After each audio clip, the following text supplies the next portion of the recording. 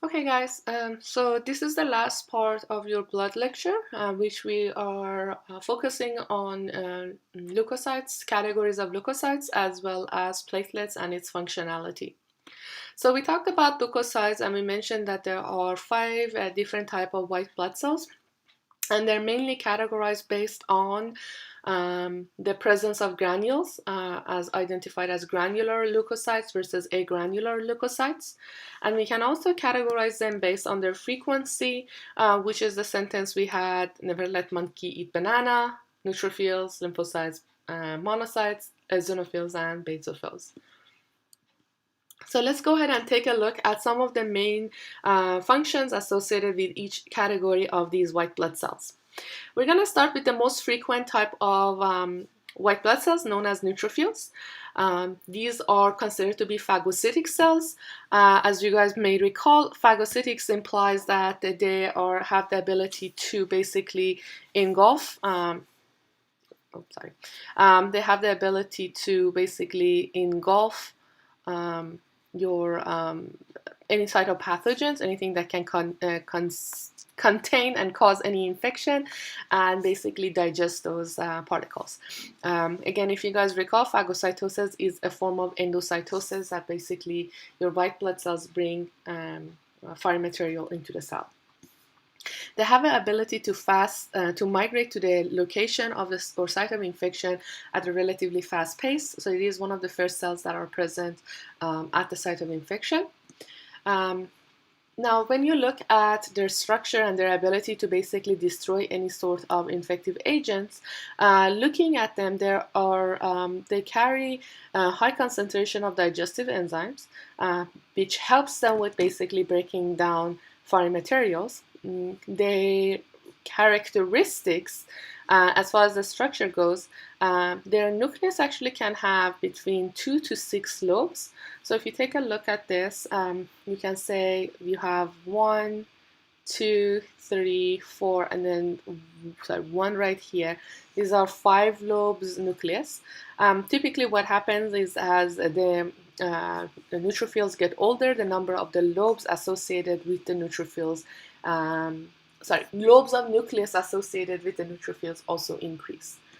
Now, if you take a look at the granules colors under the microscope, they appear actually both as pink / purple, because they both pick up the acidic dye, which is basically pink, and the basic stains, which have a hint of purple to them. Therefore, they appear under the microscope as both light, slightly purplish color.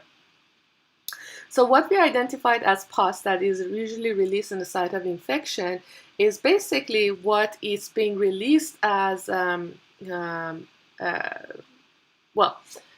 release of bacteria-destroying substances by your neutrophils causes basically to destroy the pathogens or anything that can cause infection. But it also can cause a significant damage to the tissue itself. So by the time the job of the neutrophils are done, what is released as pus is basically going to be the neutrophils, other categories of leukocytes, and any type of tissue or debris that are bacterial debris that is left on the site of infection. And that's what gets released as pus. Now, the second category of granulocytes, which are technically one of the least common type of white blood cells, are called eosinophils. So between every 1 to every 100 white blood cells that you observe, you will observe 1 to up to 4 of these eosinophils. They have a very distinctive red granulocytes, as you can see right here. Their main job is to fight off parasitic infections.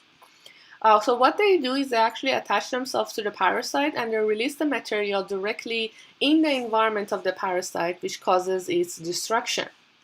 They also have the ability to end allergic reactions by degrading the components that are considered to be produced by your own white blood cells that can cause the allergic response. Those molecules are known as histones, and basically they destroy those molecules. They are also present at high concentrations um, inside your digestive tract, especially if you have some sort of parasitic infection. All right. The next category of granulocytes that we have, which is the third and last one, is the least common type of white blood cells, which are identified as basophils. Basophils appear as very purple when you look at them under the microscope. So you can see all of the granulars within the structure look very purple, very pronounced. They are extremely rare in concentration. So typically we say about 0.5 to 1% of the leukocytes. So in many cases, when you guys do look at histology of the white blood cells, you may not actually be able to spot basophils because they're considered very rare. Another characteristic that these type of leukocytes, basophils, do have is that they have a very pronounced two-lobe nucleus. But the problem is, especially in this picture, is because they have a very purple stained granulocytes within their cytoplasm, they are relatively harder to observe the nucleus. But the easiest way to identify them is look for very, as it says, very dark purple structures under the microscope. The main function associated with basophils is creation of inflammation during during any type of basically immune defense in your body. What they do, they actually release histones to be able to accomplish their task. So if we learned previously, when we're talking about eosinophils, and we says they are responsible for degradation of histones, basically what we're saying is the eosinophils counteract the effect of your basophils. Looking at agranulocytes, basically the ones that lack any form of granules inside their stained granules inside their cytoplasm. One of the main categories are lymphocytes. Now, you might actually have heard of lymphocytes in general conversation.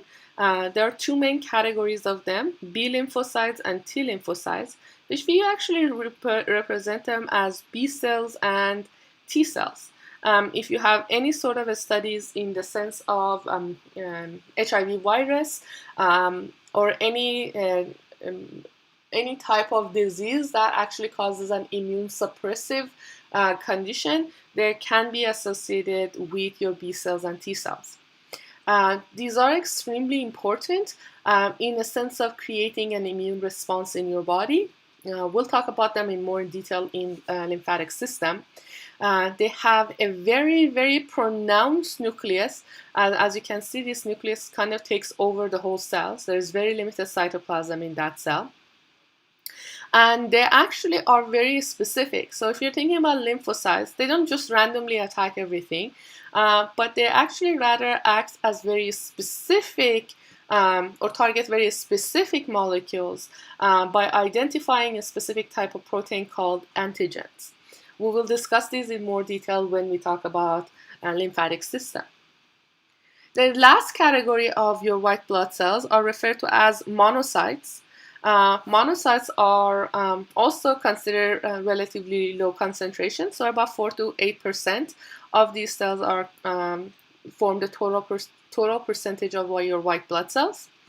These cells, as you can see, they have not much staining in their, well, there is no staining in their cytoplasm, but what they have is they have a very pronounced kidney shape or U-shaped nucleus within them, which makes them relatively easy to identify. Interestingly, for the other categories of white blood cells, you just have the primary name. But in the case of monocytes is basically an immature form of the cells.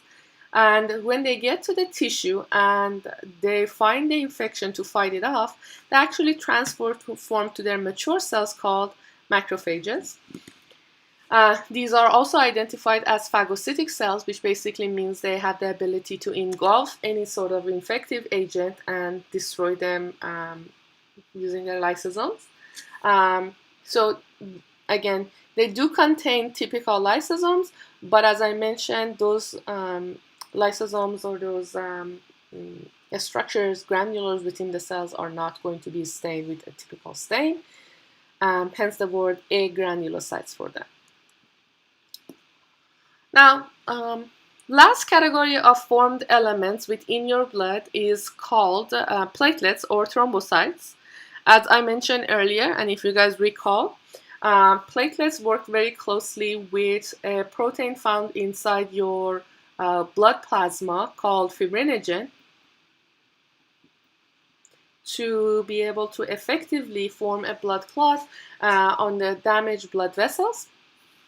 What they're actually considered, platelets, if you look at them, they come from a larger category of cells called megakaryocytes.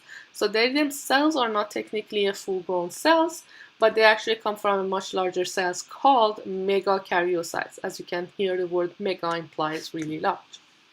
Again, their main function is formation of blood clots.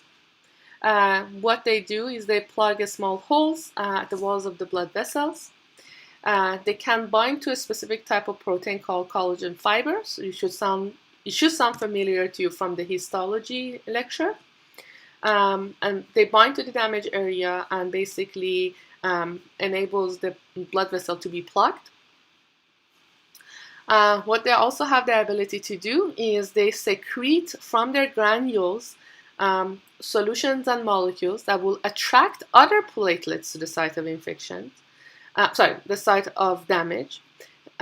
These granulocytes, these material that being released from the platelets, also have the ability to constrict the blood vessel. So basically, if you have a damaged blood vessel, you don't want to supply a lot of blood to that tissue, you want to limit it. And they also trigger inflammation just in case there is foreign material that have entered as a result of damage to the blood vessels. Basically, like if you cut yourself, you also want to make sure you prevent any sort of infective agent from basically moving into your body from that breached point. And as I mentioned earlier, they initiate clotting.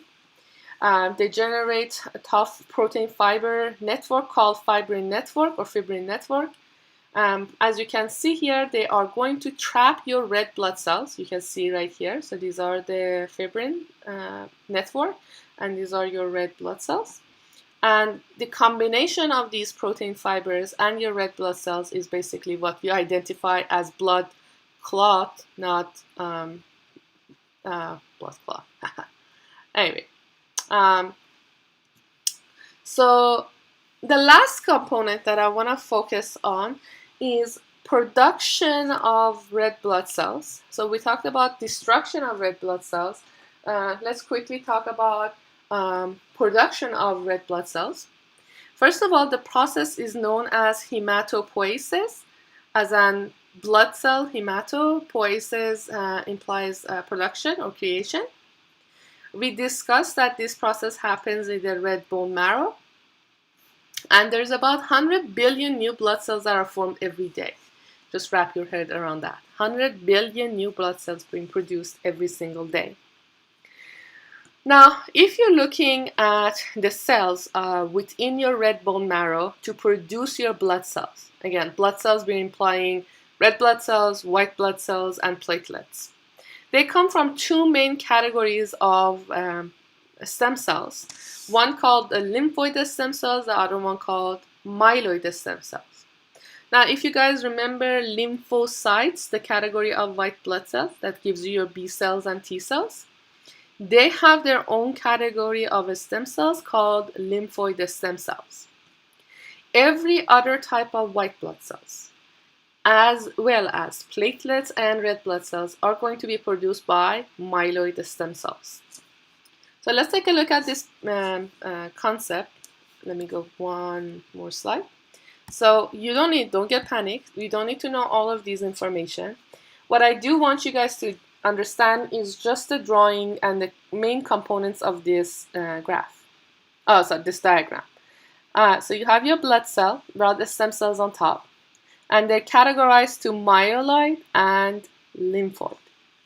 Follow the lymphoid down all the way. What do you get? B lymphocytes and T lymphocytes. Myeloid stem cell undergoes its own change. One of these change produce your red blood cells. The other one produces the other four main categories of your white blood cells, which are monocytes, neutrophils, basophils, and eosinophils. And the last breakdown of these stem cells produce your platelets. Now again, if you guys recall from the couple of slides back, we talked about platelets being produced from a larger cells called megakaryocytes. So do remember this name, that platelets do come from megakaryocytes. And just kind of looking at the sides, they are definitely much larger than your typical blood cells. Looking at some of the disorders associated with your blood, we have disorders associated with red blood cells. The first one called polycythemia, which basically implies a huge amount of production or a significant amount of erythrocyte production. And the next one is sickle cell anemia. Anytime you hear the word anemia, you should also automatically think about low concentration of, low RBC production. That's the main way that you guys want to look at it. Decrease in RBC production. So as soon as you hear the word anemia, that's what should come to your mind. Now, sickle cell anemia is a specific type of inherited form of anemia, which actually results in a defective form of hemoglobin that causes a change in the shape of your red blood cell. So this is a normal red blood cells, what you see here, the donut shape. And this is a sickle shape, like kind of like a semi-lunar shape, which describes the name sickle cell. These cells are, if you want to think about them, they are very hard to move through the blood vessels. They typically cause pain in the joint area because of their shape.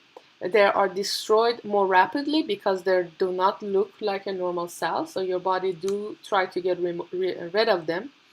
And typically for treatment for these individuals, they have to undergo blood transfusion often to make sure that their red blood cells are being replenished.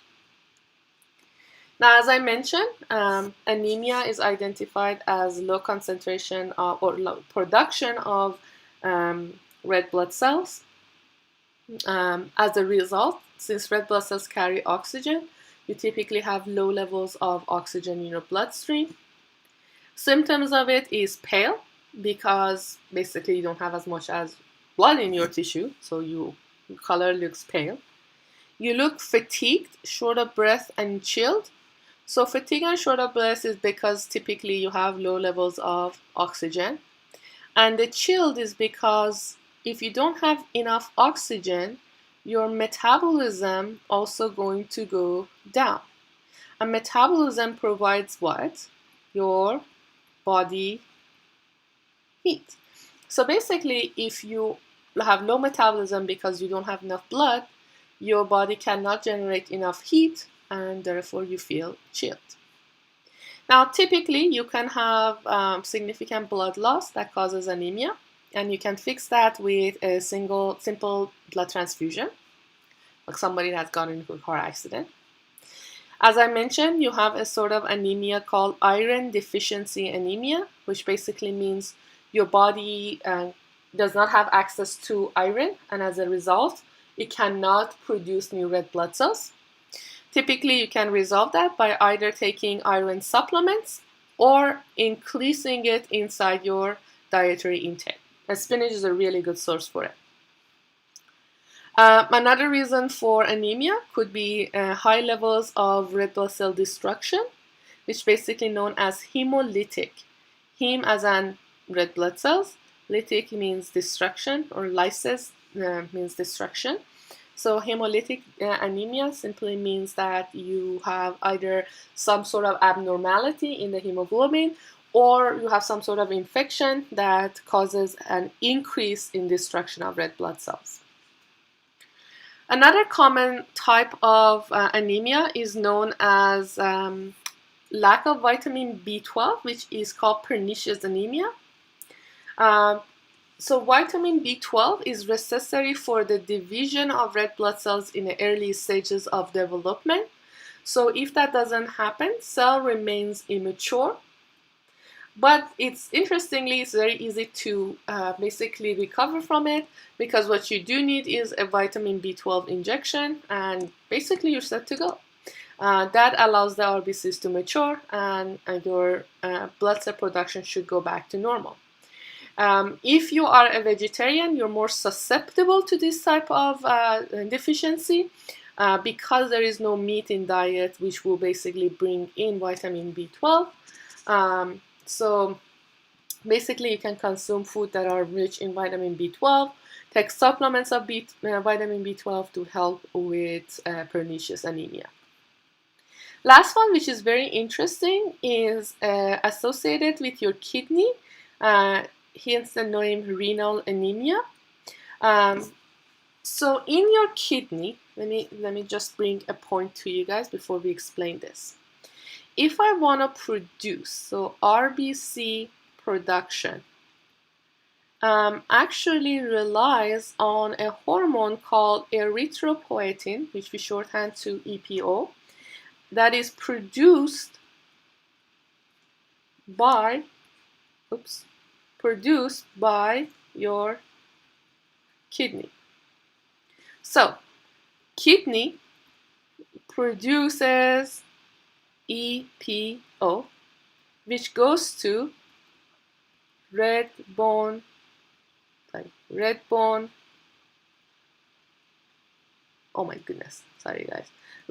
marrow, and that basically causes RBC production. Now, you always would have EPO in your bloodstream, doesn't matter. But if you have some sort of kidney disease, what happens is that levels of EPO drops, okay? That means there is a decrease in RBC, which translates to anemia. So what is your solution? Get injections of EPO, which basically they give you the hormone to replace the hormone that's normally produced by your kidney. If you do talk about leukocytes, as far as the blood disorders, most common one is known as leukemia, which is a form of cancer, and there's abnormal growth in the form of your white blood cells. And if we're talking about platelets, we have thrombocytopenia, which is abnormally low concentration of platelets. In such cases, people, if they have any sort of cut, it takes a long time for them to to stop bleeding. So they basically have excessive amount of bleeding. Let me just go back to one quick slide. Red bone marrow and yellow bone marrow, I mentioned it earlier, but make sure that you know red bone marrow is basically when you have blood cell production. Yellow bone marrow is typically fat cells, so it's just the storage of energy. And this is a really good picture that represents what your red bone marrow actually looks like under the microscope. And I think it's kind of cool for you guys to actually see it. Okay, that is it for our blood lecture. If you do have any questions, please let me know.